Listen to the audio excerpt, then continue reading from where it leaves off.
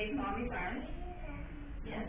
I want to tell the council people that came to our discussion yesterday, thank you so much for showing your care and concern for the agencies that we're concerned about.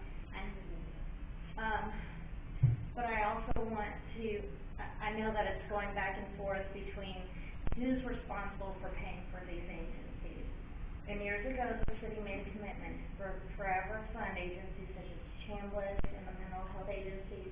And I realize that I'm just asking that you continue to make that commitment and talk to the county, talk to other government entities to make sure that these agencies are funded.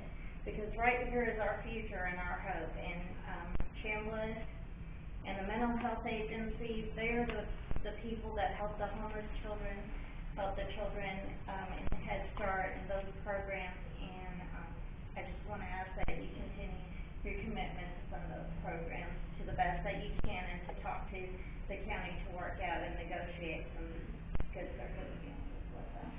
Councilwoman Scott.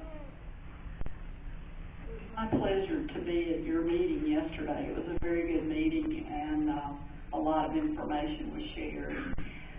But I think I need to maybe make one little correction, and that is on the idea that, and I may need the mayor to help me with this, with my understanding of the original agreement was not that it was an agreement to fund forever and forever.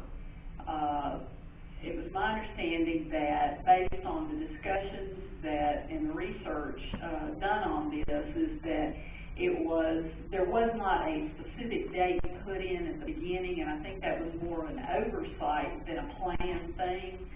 And from the very beginning of that discussion, they were not sure of how that whole process was going to work. And they were so unsure of it that they actually had studies. In fact, that was part of the original, I think, agreement, was that there would be a study to look to see how equitable that was.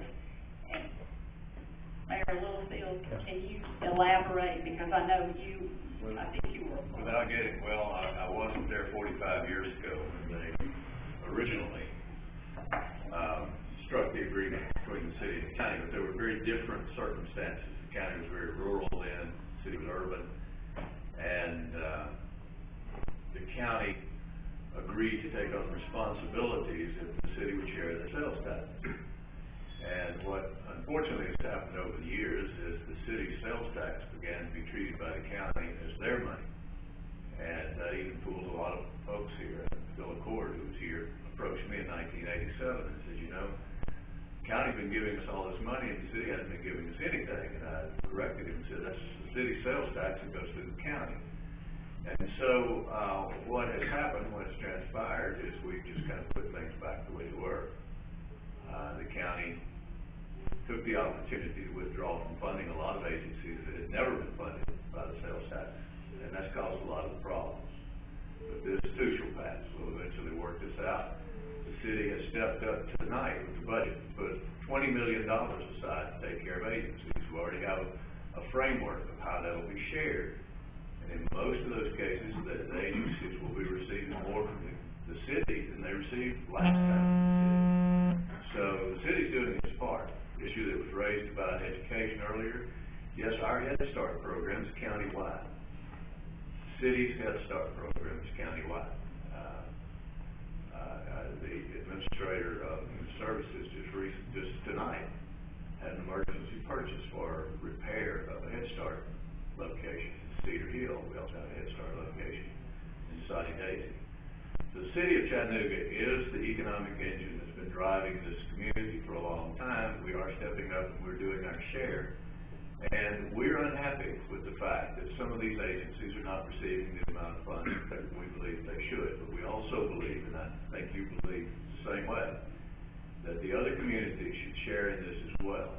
And the city of Chattanooga is stepping up and putting more of the city's taxpayers' money into the agency is not the solution. The solution is for the incorporated area to step up, for Red Bank, for East Ridge, for all those other municipalities to step up and do likewise. I want to thank you, Mayor. I want to thank Ted Mager for what they've done, and just encourage that you can